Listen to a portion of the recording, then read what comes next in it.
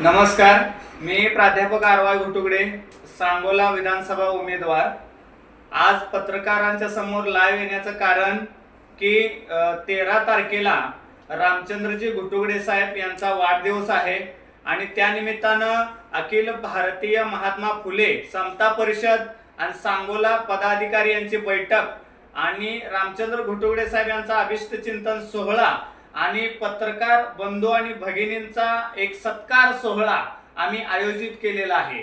आणि या कार्यक्रमामध्ये जो ओबीसी समाज आहे, सांगोला तालुक्यातील जो ओबीसी समाज आहे त्याला पूर्णपणे न्याय, अधिकार, पूर्णपणे त्याच्या गरजा काय आहेत, तो कशा पद्धतीने दडपलेला आहे, असं पूर्ण चर्चा सत्र हे 13 तारखेला ठेवलेलं आहे।